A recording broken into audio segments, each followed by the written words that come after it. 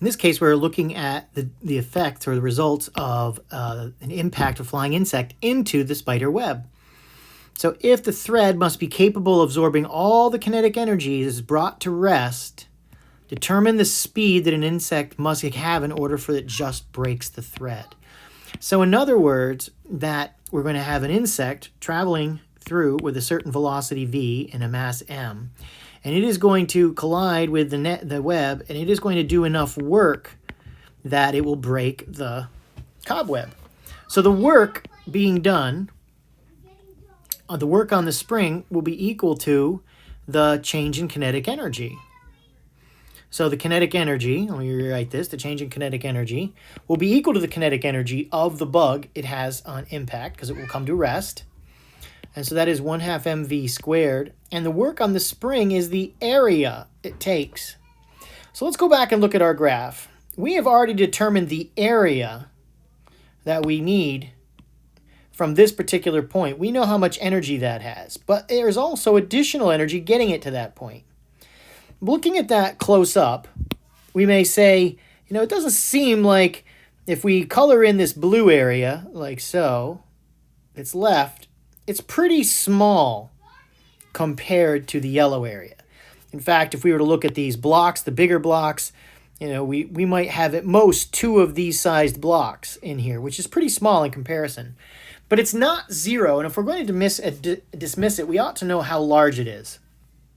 So again, like anything here, like Riemann sums and otherwise, we're going to try to get a bulk estimate. So what I'm seeing here is something that's very close to a triangle.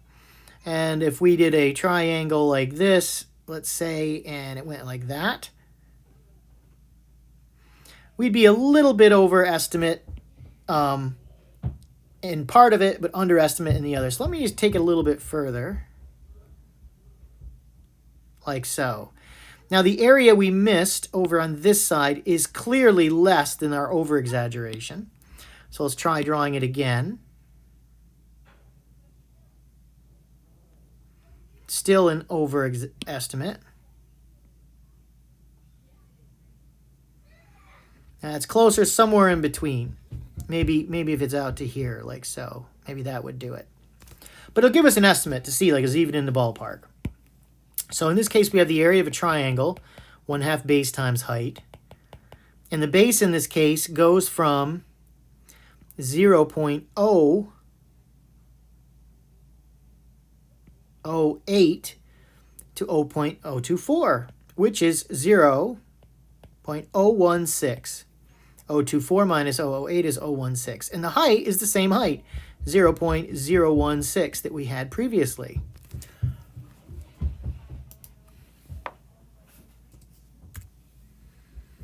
And that gives us an area of 1.28 times 10 to the minus 4th joules. Well, let's compare these two. What we're looking for now is we're saying there's more area than we had. So we're going to take this 1.64 times 10 to the minus 3. So 1, 2, 3. 0.00164. And we're going to add to that 0.00128.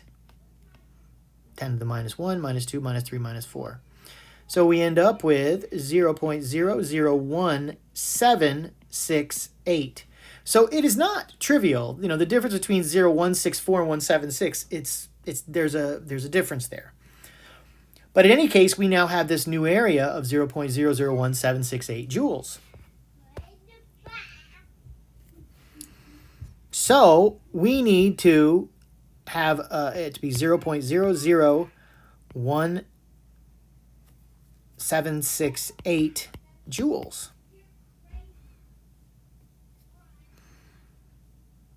So what does that velocity need to be when we have 1.768 times 10 to the minus 3 joules? The mass is 0.00015 v squared. Kilograms to 0.15 divided by 1,000 is 0.000015. So we end up with v squared must be equal to 2 times 1.768 times 10 to the minus third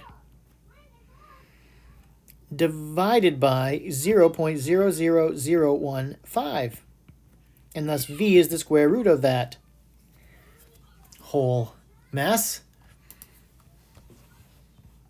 And so the square root of 2 times 0.00178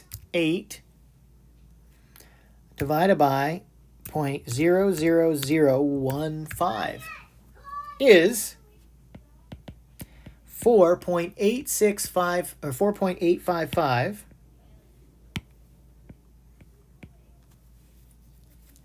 meters per second.